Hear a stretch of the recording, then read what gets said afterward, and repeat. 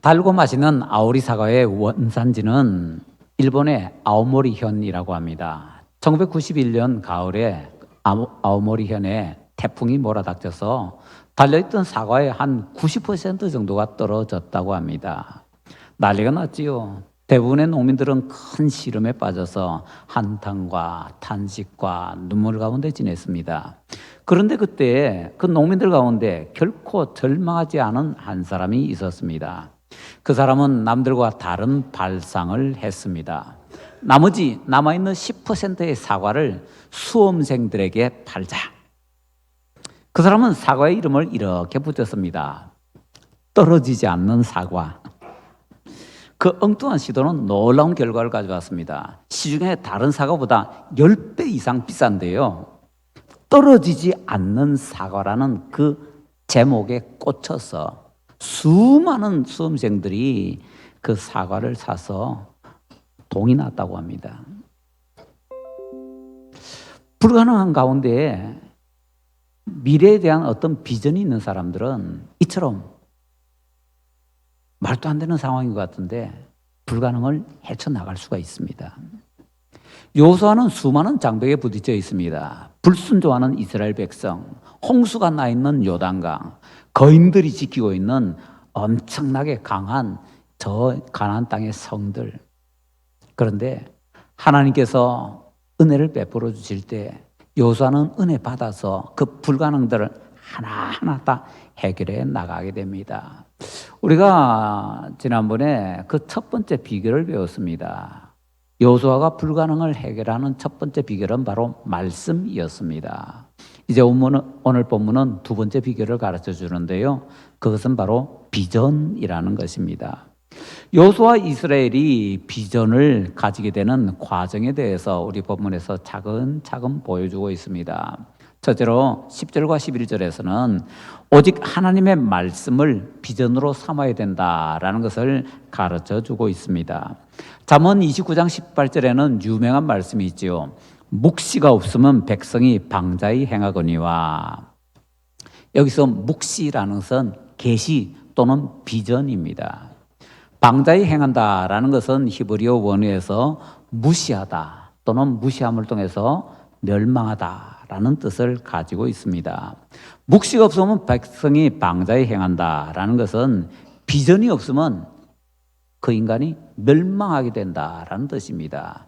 과정을 조금 붙여서 얘기하면요, 비전이 없으면 그 사람은 함부로 행동하게 되고 그 결과 멸망하게 된다라는 것입니다. 그래서 성경을 통해서 볼 때도 우리는 비전이라는 것을 꼭 가져야 된다라는 것을 알 수가 있습니다. 그리고 그 잠언 29장 18절 하반절 말씀은요, 우리가 비전을 어떻게 가질 수 있는가라는 것도 보여주고 있는데 그 하반절 말씀은 이렇습니다. 율법을 지키는 자는 복이 있느니라. 전체다를 다시 말씀드리면요, 묵시가 없으면 백성이 방자히 행하거니와 율법을 지키는 자는 복이 있느니라. 묵시라는 것과 율법을 행하는 것 두 개를 딱 붙여 놓았습니다. 다시 말하면요, 어떻게 하면 우리가 비전이라는 것을 얻을 수가 있느냐? 하나님의 말씀을 통해서, 말씀을 지키는 것을 통해서 우리는 비전을 얻을 수 있다라는 것입니다. 예수님께서 베데스다 연못에서 38년 된 병자를 고쳐주셨습니다. 그때 다 고쳐놓고 내 자리를 들고 걸어가라 말씀하지 않으셨죠? 고쳐주지 않으셨는데도 자리에 누워있는 환자에게 내 자리를 들고 걸어가라 말씀을 하십니다. 그러자 그 말씀이 그를 고쳐줍니다. 물론 중요한 것은 그가 순종해서 움직이려고 하니까 그 일이 일어났더라라는 것이지요. 이 사건은 하나님의 말씀에는요, 말씀 그 자체에 이루는 능력이 있다라는 것을 정확하게 보여주고 있습니다. 그렇기 때문에 하나님께서는요, 무언가 큰 일을 우리에게 이루어 주시려고 할 때 먼저 무엇을 주시는가 하면 말씀을 주십니다. 잘 될 나무는 떡잎부터 안다고 합니다. 신자의 떡잎은 뭡니까? 능력의 말씀입니다. 능력의 말씀을 가지고 있는 사람은 잘 될 떡잎입니다. 말씀이 있으면 성공이 있습니다. 말씀이 없으면 실패가 있습니다. 자, 그 말씀을 비전으로 삼아야 된다라는 것입니다. 여호수아에게 주어진 가나안 땅 정복은요, 절대로 쉬운 일이 아니었습니다. 그렇기 때문에 하나님께서는 이스라엘이 가나안 땅으로 들어가기 전에 계속해서 여호수아에게 말씀을 주고 계십니다. 두려워 말라, 놀라지 말라, 강하고 담대하라, 그리고는 그 땅을 차지하라 라고 말씀을 주십니다. 여호수아는 그 말씀을 가슴속에 품고서 비전으로 삼게 되는 것이지요. 자, 그래서 이렇게 말씀을 비전으로 삼은 여호수아는 요단강도 가르고 가나안 땅 넘어가서 그 땅을 차지하게 되는 것입니다. 자, 그 일은 쉬운 일이 아니었습니다. 그들은 38년 전에 이미 한번 크게 실패했던 경험이 있습니다. 그때는 백성들이 준비되지 않아서 실패했습니다. 그렇기 때문에 여호수아는 이번에 백성들을 좀 준비시키려고 합니다. 그래서 그 기회를 놓치지 않으려고요. 그때 백성들이 왜 실패했습니까? 말씀을 붙잡지 못했어. 하나님께서 가나안 땅을 주신다고 하는데 그 말씀 못 붙잡아서 그 말씀으로 비전으로 삼지 못해서 그들은 저기는 거인들이 지키고 저기는 그래서 자기들은 못 간다. 그랬다가 진짜로 못 들어가게 되었던 것이지요. 그렇기 때문에 이번에 여호수아는 심혈을 기울여서 백성이 준비되게만 합니다. 백성이 준비한다면 뭘로 준비해야 될까요? 말씀으로. 그래서 백성의 관리들이 백성들 사이에 다니면서 하나님의 말씀을 전하는 겁니다. 하나님께서 우리에게 이런 말씀을 주셨습니다. 가나안 땅 주신다고 합니다. 가나안 땅 들어가는 것을 우리의 비전으로 삼읍시다. 말씀 우리의 비전으로 삼고서 준비를 하십시다 라고 하나님의 명령을 전달하고 있는 것입니다. 관리들은 진중에 깊숙이 돌아다니면서 말씀을 전했습니다. 그 결과 백성들이 말씀을 받게 되지요. 그리고 가나안 땅 정복한다는 것, 그리고 그 정복을 위해서 준비해야 된다는 것, 이 모든 것을 자신들이 받아들이고서 그대로 준비를 하게 되는 것입니다. 백성들이 이렇게 말씀을 순종하는 데 있어서 예외가 없었다라는 것을 우리가 주의해야 됩니다. 여호수아부터 백성들의 관리에 이르기까지 모든 백성에 이르기까지 다 요단강 건너갈 준비를 하였습니다. 뭘 가르쳐 줍니까? 이 시대 우리 한국교회가 좀 배워야 된다는 겁니다. 이 시대 우리 한국교회는요, 예외가 너무 많은 것 같습니다. 특히 저를 비롯해서 지도자들이 자기들은 예외라고 착각을 좀 하고 살고 있는 것 같습니다. 그것부터 좀 고쳐야 되겠습니다. 예외 아닙니다. 신자들은 이렇게 하라 해놓고 지도자들은 저렇게 하고 자기는 그렇게 안 해도 괜찮은 것처럼, 그게 지금 현재 우리 한국교회를 이 모양 이 꼴로 만든 것 같습니다. 그래서 우리는 다시 한번 해보게 되는데, 주님의 말씀에 순종할 때에 예외 만들지 말아야 됩니다. 나부터 예외 만들지 말아야 되고요. 내가 교회 안에서 뭔가 지위가 있다, 뭔가 좀 있다 생각하는 분들 더 자신을 예외로 만들지 말아야 됩니다. 자, 여기서 우리는 여호수아가 말씀을 비전으로 삼았고 백성들로 하여금 말씀을 비전으로 삼게 만들었다라는 것을 확인했는데요. 여기서 우리는 비전이라는 것에 대해서 조금 더 자세하게 한번 살펴봐야 될 것 같습니다. 비전이라는 것은요, 우리가 생각하는 것보다 훨씬 더 우리의 인생에 있어서 결정적으로 중요한 역할을 한다고 합니다. 1953년에 미국의 예일 대학교에서는요, 졸업생들에게 앞으로 뭐 할 건지 인생의 목표를 적어서 제출하시오 라고 했는데 달랑 3%의 졸업생만 제출을 했다고 합니다. 그로부터 22년이 지나서 1975년에 어떻게 되었는지 한번 조사를 해봤다고 합니다. 목표를 써냈던 사람들이 자기 목표를 얼마나 이루었는지 조사를 하고, 목표를 안 써낸 97%는 또 어떻게 살고 있는지 조사를 해봤더니만은 목표를 써낸 3%는요 나머지 97%가 이뤄낸 일보다 더 많은 일을 이뤄냈다고 합니다. 여기서 우리가 뭔가 하나 주의해서 봐야 됩니다. 보통 우리가 2080이라고 합니다. 세상에는 20%의 사람들이 나머지 80%의 사람들보다 더 많은 일을 한다라고 해요. 맞기는 맞습니다. 그런데 비전을 가진 사람은요 전혀 다른 모습을 보여줍니다. 예를 들어서 이미 조사 결과 나왔잖아요. 비전을 가진 3%는요, 나머지 97%보다 더 많은 일을 해낼 수가 있다라는 것입니다. 20대 80인가 아니면 3대 97인가 우리가 선택하게 된다는 겁니다. 우리가 비전을 가지느냐 안 가지느냐에 따랐어요. 그만큼 비전이라는 것은 중요하다라는 것이지요. 우리가 흔히 비전이라는 말과 비슷한 말로 꿈이라는 단어를 많이 사용합니다.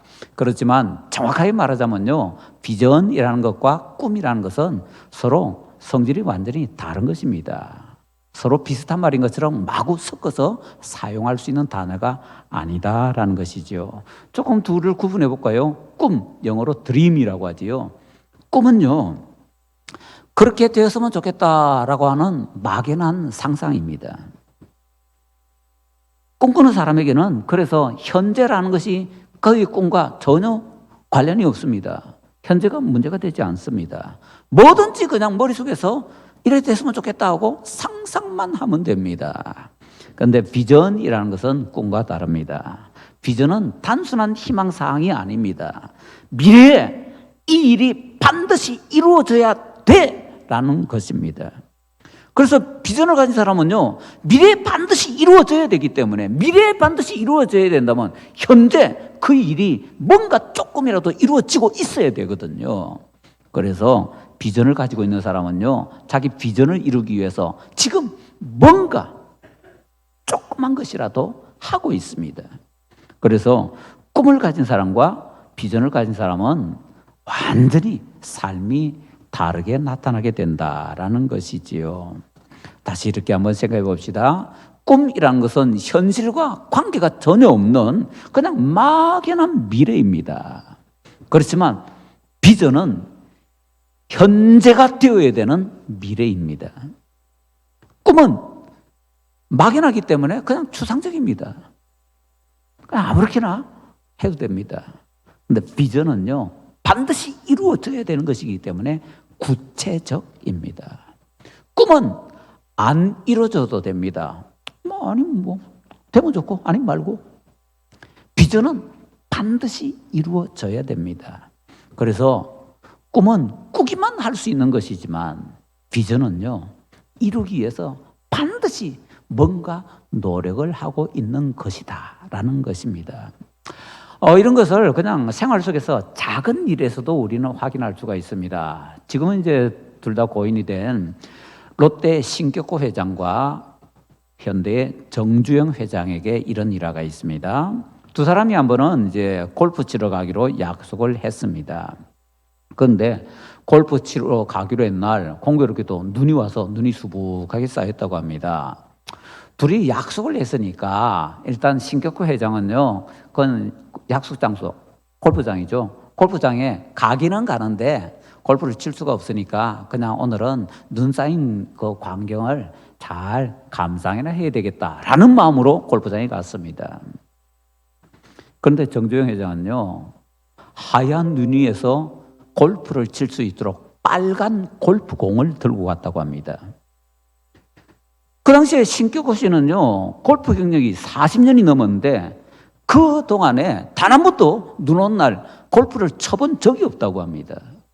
그런데 정주영 씨는요, 골프한 지 얼마 되지도 않는데 70이 넘은 사람이 눈밭 위에서 골프 치겠다고 빨간 골프공을 들고 와서 둘이서 신나게 골프를 쳤다는 겁니다. 골프 사건에서 신격호 씨는요, 꿈만 가진 사람입니다. 정주영 씨는요, 비전을 가진 사람입니다. 꿈만 가진 몽상가는요, 가다가 길이 막히고 어려운 일 생겨 그러면 하면서 그냥 쉽게 포기해 버립니다. 그러나 비전을 가진 사람은요, 문제가 생기면은 어떻게든 그 문제를 해결하고 해결 못하면 돌아서라도 가서 기어코 자기의 그 뜻을 이루려고 하게 됩니다. 하나님의 말씀을 여호수아가 받았습니다. 여호수아는 가나안 땅 정복하고 가나안 땅 들어가기 위해서 요단강 건너가는 것에 대해서 꿈을 꿨습니다. 그리고는 그 꿈을 비전으로 바꾸었습니다. 그리고 그 비전을 이루기 위해서 백성들에게 말씀을 전하고 넘어갈 수 있는 준비를 하고 있는 것입니다. 둘째로 10절부터 15절에서 오직 하나님의 방법만을 비전 실천의 방법으로 삼아야 된다라는 것을 가르쳐 주고 있습니다. 우리 말씀을 자세히 보면은요, 이 10절부터 15절까지에는 두 종류의 사람들이 나오고 있다라는 것을 알 수가 있습니다. 10절과 11절에서는요, 넘어가야 되는 9지파 반이고요. 그리고 12절부터 15절까지에는 요단강 동편에 남아있는 두 지파 반에게 하는 얘기입니다. 두 집단을 비교하면요, 9지파 반은 요단강을 넘어가야 됩니다. 그리고 거기에서 땅을 얻고요, 거기에서 집을 짓고 거기에서 살아야 되는 사람들입니다. 그렇기 때문에 그들에게는 이 요단강을 건너서 가나안 땅으로 간다는 것은 집으로 가는 겁니다. 집으로 가서 멋진 집을 세운다는 기쁨이 있습니다. 그런데 두 지파 반은요, 이미 요단강 동편에서 땅을 얻었습니다. 집을 얻었습니다. 요단강 건너간다는 것은요, 그 사람들에게 있어서는 집을 떠나는 겁니다. 슬픔입니다. 괴로움입니다. 똑같이 이스라엘 12지파인데 상황이 완전히 다릅니다. 어떻게 보면요, 그때 무장을 하고 건너가야 되는 두 지파 반의 이 군사들은요, 하나님 좀 우리에게 너무하신 것 아닌가라는 생각이 들 수도 있을 겁니다. 왜냐하면은 강을 건너가서 가나안 땅에서 열심히 전쟁을 해도 자기들에게는 땅 한 평 주어지지 않을 것이기 때문입니다. 남의 땅이 될 땅을 위해서 전쟁하면서 좀 안 좋은 생각을 하면요, 개죽음 당하게 되는 겁니다. 자기들이 볼 때는요, 강 건너가지 않고 자기들은 여기서 땅 얻었으니까 여기서 편하게 지내면 됩니다. 그게 자기들이 보기에 올바른 방법입니다. 그러나 그들은 하나님께서 시키는 방법, 건너가서 자기들이 앞장서서 전쟁하는 이 방법을 따라야 된다라는 것입니다. 38년 전에 이스라엘은 크게 실패를 했던 적이 있습니다. 하나님께서 가데스 바네에서 가나안 땅으로 들어가라고 하시는데 그때 꾀를 냅니다. 우리가 저 땅을 정복하기 위해서는 먼저 정탐꾼을 보냅시다. 모세에게 건의하고요. 모세가 들으니까 괜찮은 것 같거든요. 그래서 모세가 하나님께 말씀드립니다. 정탐꾼 좀 보내면 어떻습니까? 하나님께서 그래, 정탐꾼 보내봐라. 그래서 정탐꾼을 보냈습니다. 우리가 잘 아는 대로 12명을 보냈지요. 그런데 아무리 좋은 의견, 아무리 좋은 방법이라도 하나님의 뜻을 넘어가면 절대로 안 된다라는 것을 우리가 꼭 기억을 해야 됩니다. 하나님께서는 이미 가나안 땅 주시겠다라는 약속을 그보다 몇백 년 전에 아브라함부터 해서 계속해서 주셨습니다. 하나님께서 가나안 땅 너희들에게, 너희 후손에게 줄게라고 약속을 주셨습니다. 자, 그렇다면은 정탐꾼 보낸다면 그 정탐꾼들이 해야 되는 일은 뭘까요? 우리가 이 땅을 차지할 수 있나 없나? 아니요. 이미 하나님께서 주신다고 약속하셨기 때문에 정탐꾼들이 해야 되는 것은요, 우리가 어떻게 이 땅을 잘 차지할 수 있을까? 그걸 찾아내야 됩니다. 그걸 정탐해야 됩니다. 그런데 정탐꾼들이 가서는요, 어떻게 정탐합니까? 우리가 여기 와서 전쟁을 해서 이들과 싸워서 이길 수 없나? 있나? 없나? 이 땅을 차지할 수 있나? 없나? 그걸 정탐했습니다. 그 결과 그들은 돌아와서는 우리는 저 땅에 못 들어가는데 거인들이 지키고 있기 때문에 그들이 보기에는 우리는 메뚜기와 같아서 절대로 못한다고 그렇게 했다가 결국에는 못 들어갔던 것입니다. 자기들 볼 때는요, 그게 옳은 방법입니다. 그런데 정탐꾼 보낼 때 정탐꾼들이 했던 일 자체부터 틀린 겁니다.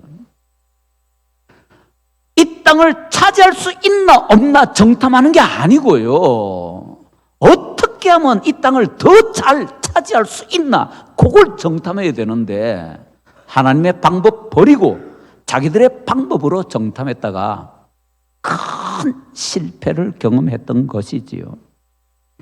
그래서 여호수아의 입장에서는요, 이번에는 전적으로 하나님의 방법을 따라야 되는 것입니다. 하나님께서 어떤 방법을 쓰실지 아직 잘 모릅니다.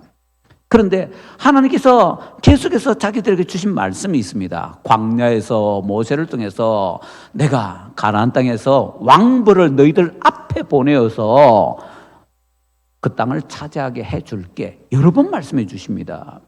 광야에 살 때는요, 그들 앞에 구름 기둥, 불 기둥이 있었습니다. 눈에 보이잖아요. 눈에 보이는 불 기둥, 구름 기둥이 인도해 줬는데 하나님께서 가나안 땅에서는 왕벌을 앞에 보내어서 이스라엘 백성들을 인도해 주신다고 하는데 말씀을 가만히 보니까 진짜 말벌이나 뭐 이런 벌을 보내주신다는 게 아니고 비유적인 표현입니다. 뭔가 눈에 보이지 않는 어떤 방법을 통해서 하나님께서 앞장서시며 그 땅을 차지하게 해주겠다는 약속의 말씀이거든요. 광야에서는 눈에 보이는 구름 기둥, 불 기둥 따랐는데 가나안 땅에서는 눈에 안 보이는 걸 따라가야 되는 것입니다. 자, 그렇기 때문에 광야에서보다 더욱더 조심해서 여호수아는 이스라엘 백성들을 이끌어 가야 됩니다. 어떻게 할까? 그때 만약에 하나님께서 여호수아에게 네가 한번 계획 짜봐라 하셨다면은 지금 요단강 건너가야 되니까요. 요단강 건너가는 데부터 여호수아가 어떻게 하면 배를 잘 만들 수 있을까? 어떻게 하면 다리를 세울 수 있을까? 그거만 연구했을 겁니다. 그 계획을 세웠을 겁니다.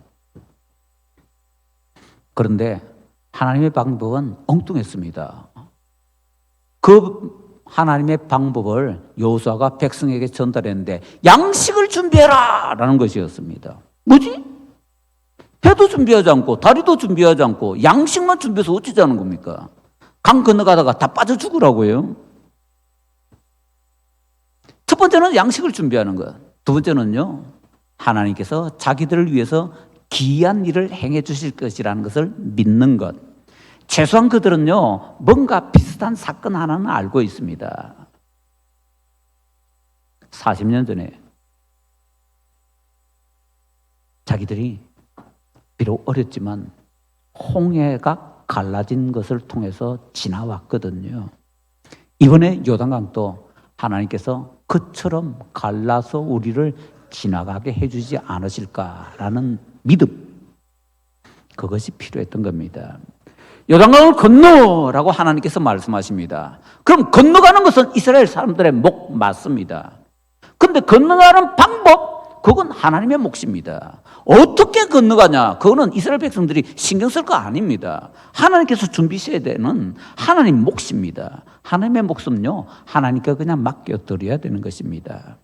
어떻게든 난 잘 방법 모르겠는데 하나님께서 책임져 주실 거야. 이스라엘 백성들은 그냥 그렇게 믿어야 됐을 것이다 라는 것이지요. 하나님께서는 이처럼 이스라엘 백성들에게 양식을 준비해라, 그리고 또 믿어라, 그러면서 또 한 가지는 뭘 요구하십니까? 두 지파 반의 군사들에게 너희가 무장하고 앞장서서 건너가라 라고 말씀하십니다. 이게 좋은 방법입니까? 세상적으로 말도 안 되는 방법이죠. 특히나 가서 전쟁하다가 죽을지도 모르는데 그럼에도 불구하고 하나님의 방법을 시키시니까 그 방법 그대로 받아서 비전을 실천을 해 나가야 됐더라라는 것이지요. 그들이 그렇게 하자 하나님께서는 그들이 가나안 땅을 정복할 수 있도록 은혜를 베풀어 주셨습니다. 자, 셋째로 16절부터 18절까지를 보니까 죽음을 각오해야 비전을 이룬다라는 것을 알 수가 있습니다.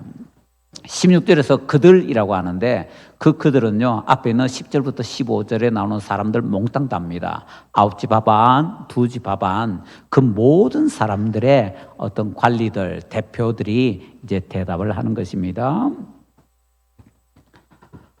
그들이 뭐라고 합니까? 누구든지 당신의 명령을 거역하며 당신의 말씀을 순종하지 아니하는 자는 죽임을 당하리니 죽음을 결심하고 결단하는 것입니다. 여기서 조금 이제 우리가 성경을 한번 생각을 해보십시다. 예수님께서 요한복음 6장 63절에서 말씀하십니다. 내가 너희에게 이런 말이 영이요 생명이라. 요한복음 12장 50절에서는 또 이렇게 말씀하시네요. 나는 그의 명령이 영생인 줄 아노라. 요한계시록 2장 10절에서는 또 이렇게 말씀하십니다. 내가 죽도록 충성하라. 그리하면 내가 생명의 관을 내게 주리라. 결국 이 말씀들을 정리하면은 하나님의 말씀은 모든 것이 다 명령입니다. 그 모든 명령은 영생을 줍니다. 그런데 죽도록 충성하는 사람에게 생명의 관을 주신다라고 말씀을 하고 계십니다. 그렇다면은 우리가 할 일은요, 우리가 뭐 구원받는 것은 그냥 믿음으로 그냥 이를 받겠지만, 구원받은 이후에 우리의 모든 삶에 있어서는요, 우리가 죽도록 충성하는 것, 이것이 반드시 있어야 된다라는 것을 알 수가 있습니다. 자, 강을 넘어가야 되는 이 사람들은요, 죽음을 서약합니다. 그리고 죽음을 결단하고서 강을 건너가서 가나안 땅에서 전투를 하게 되는 것입니다. 자, 거기서 엉뚱하지만은요, 가장 불쌍한 사람이 어떤 사람이었는지 한번 생각해 볼까요? 가장 불쌍한 사람들은 아무래도 자기들이 차지할 수 있는 땅도 아닌데 그냥 덩달아 따라가가지고는 넘어가서 전쟁을 하다가 자칫하면 다칠 수도 있고 죽을 수도 있는 그 두 지파반, 강 이제 동쪽에 있는 두 지파반에서 뽑힌 군사들입니다. 얼마나 불쌍합니까? 근데 그거 잘못 생각하는 겁니다. 다시 한번 잘 보세요. 거기서 가장 불쌍한 사람들은요, 그냥 남아있는 두 지파반의 나머지 사람들입니다. 넘어가는 군사들이 불쌍한 사람이 아니고 남아있는 두 지파반의 나머지 몽땅의 사람이 불쌍한 사람들입니다. 왜요? 자, 보세요. 하나님께서 옛날에 홍해를 열어주셨던 것처럼 이번에는 요단강을 열어주십니다. 마른 땅같이 지나게 해주십니다. 9지파반은 할렐루야 하면서 지나갑니다. 두 지파반에 뽑혔던 군사들도 할렐루야 하면서 지나갑니다. 그런데 요단강 동편에 남아있어야 되는 두 지파반의 모든 백성들은요, 구경만 합니다. 요단강이 자기들의 눈앞에 열렸는데 뻔히 쳐다보면서 그들은 지나가지 못합니다. 누가 가장 불쌍합니까? 기적이 자기들 눈앞에 펼쳐졌는데 구경만 하는 사람, 그 사람들이 진짜 불쌍한 사람들 아닌가요? 자, 이런 것들에 대해서 우리가 깊이 잘 생각을 해야 됩니다. 그 사람들의 결정적인 차이점은 어디서 납니까? 죽음을 각오하고 요단강을 함께 건너가는 두 지파반의 군사들, 죽음을 가지고 하지 않고 그냥 요단강 동편에 남는 사람, 여기에서 중요한 모든 것이 결정이 되더라는 것입니다. 사람들은 자기의 비전 크기만큼 자기 앞을 가로막고 있는 요단강을 열게 된다고 합니다. 자기 비전이 실타래 같은 사람은요, 실타래만큼만 엽니다. 자기의 비전이 대로인 사람은 대로를 열게 됩니다. 보통 우리가 실패하는 까닭은 문제가 너무 크기 때문이 아니고 비전이 너무 작기 때문이라고 합니다. 그래서 우리는 중요하게 우리가 가지고 있는 비전이 얼마나 큰가라는 것을 살펴봐야 됩니다. 하나님께서 요단강을 건너가라 비전을 주십니다. 건너가서 가나안 땅을 차지하라 비전을 주십니다. 그러면 하나님께 주시는 그 비전을 받아서 하나님께서 엄청나게 큰 비전을 주시니까 하나님 크기만큼 그 비전을 받아들여서 우리도 큰 비전을 가져야 될 것이고요. 그리고 그 비전을 위해서 기도하면서 앞으로 전진해 나아가야 될 것입니다. 우리 성도님들 2025년 새롭게 시작하는데 자기 개인, 가정, 그리고 우리 교회, 그리고 우리 나라 세계에 걸쳐서 새롭게 내가 어떤 비전을 가지고 있는지 찾아보십시다.